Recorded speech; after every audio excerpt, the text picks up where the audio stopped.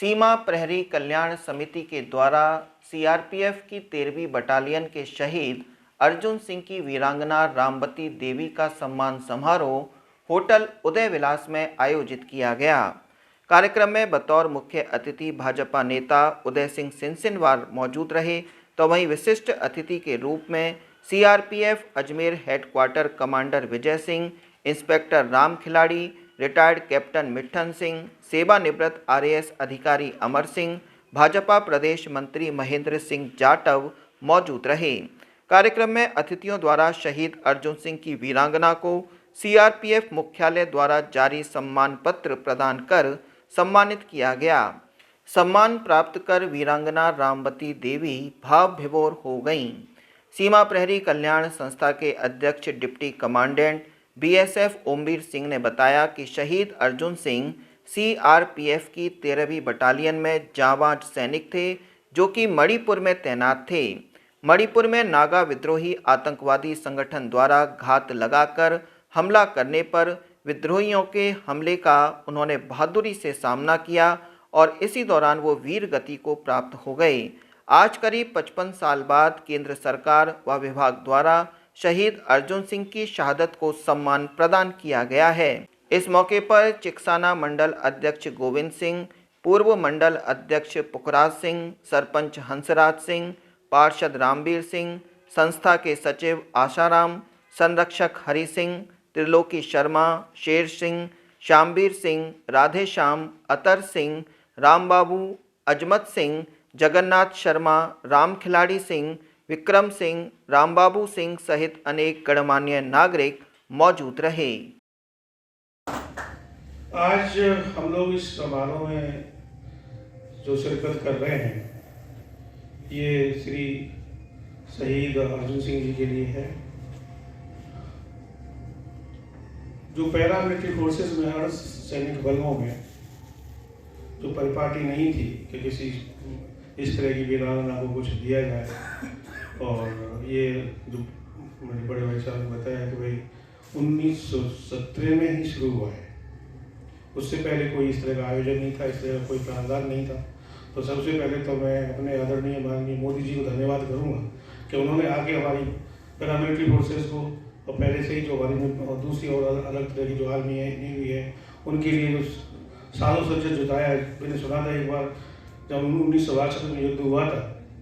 तो हमारे देश के सैनिकों के पास में जूते भी नहीं थे। फिर बाद में कोई ऐसा नेता नहीं आया जो फौजों के लिए कुछ सोचे। माँ समान बुजुर्ग वीरांगना श्रीमती रामवती देवी,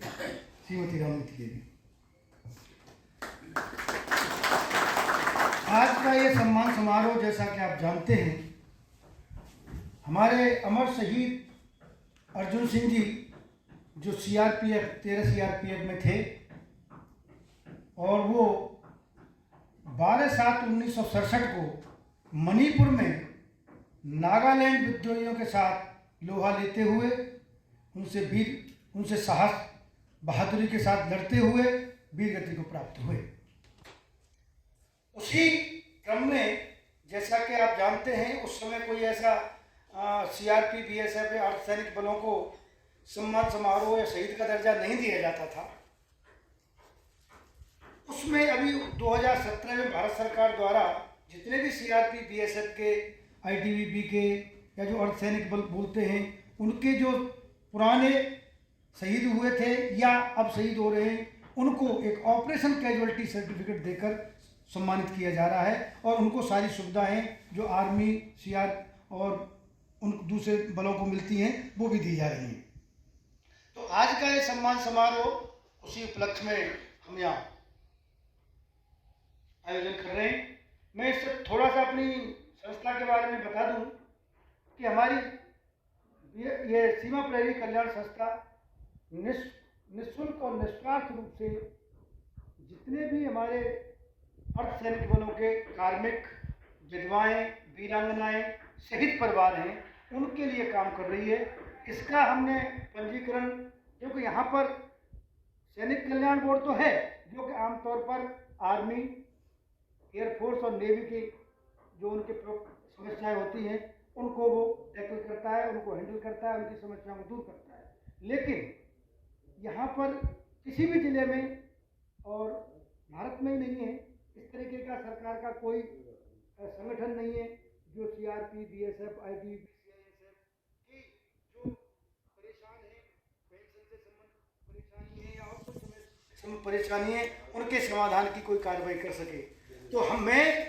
स्पेशली अपने साथियों से मिलकर 2017 में इसको पंजीकृत कराया और आज हम इस मुकाम पर पहुंच गए हैं कि हमने इस संस्था के धीरे धीरे माध्यम से भरतपुर, आगरा, मथुरा, सवाई माधोपुर, अलवर और यहाँ तक कि झुंझुनू और कलकत्ता तक हमारी पहुँच हो गई है।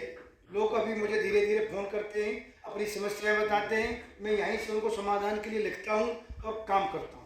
और मैंने अभी हमारी संस्था ने लगभग इस 5 साल 6 महीने के पीरियड में लगभग 200 वीरांगनाएं, विधवाएं, कार्मिक, इनकी समस्याएं जो थी, उसमें समस्या क्या क्या होती है, पेंशन से संबंधित समस्या होती है, शिक्षा भत्ता बहुतों को जानकारी नहीं है, शिक्षा भत्ता वीरांगनाओं को, विधवाओं को मिलता है, बेटी की शादी के लिए पैसा मिलता है और एक कंपलसेट ग्राउंड पर भर्ती होती है, उसके भर्ती करने के लिए कार्रवाई होती है। तो ये बहुत एक CGHS कार्ड बनता है, CGHS कार्ड जिसमें सुविधा होती है, बहुत लोगों को इसका पैसा मिलता है, बहुत लोग उसकी सुविधाएं लेते हैं। तो ये लोगों की ये जानकारी हमारी जो आमतौर पर जो पुराने आदमी हैं, पुराने रिटायरीज हैं, उनको नहीं है। हमने अपनी संस्था को कई बार मीटिंग लेकर घर घर जाकर और किरावली में, ओल में, चिकसानी में, कुम्हेर में, डीग में, इस नदवई में जाकर हमने लोगों से संपर्क किया है और उसका परिणाम ये है कि आज हम इस मुकाम पर पहुंचे हैं कि अभी 26 जनवरी 2023 को हमें रिकॉग्नाइज करते हुए, हमारी संस्था को काम को देखते हुए, क्योंकि संस्था निःशुल्क और निस्वार्थ काम कर रही है,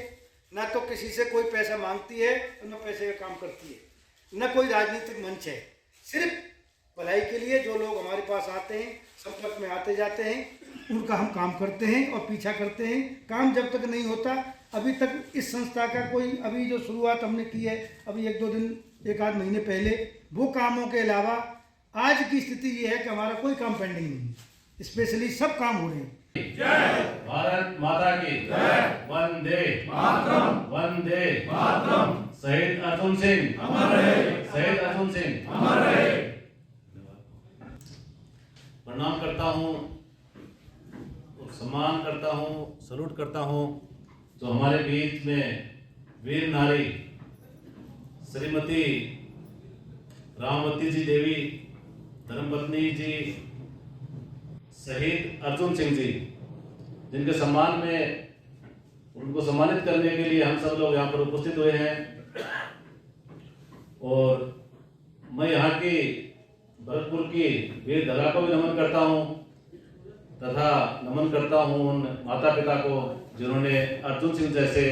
वीर योद्धा को जन्म दिया।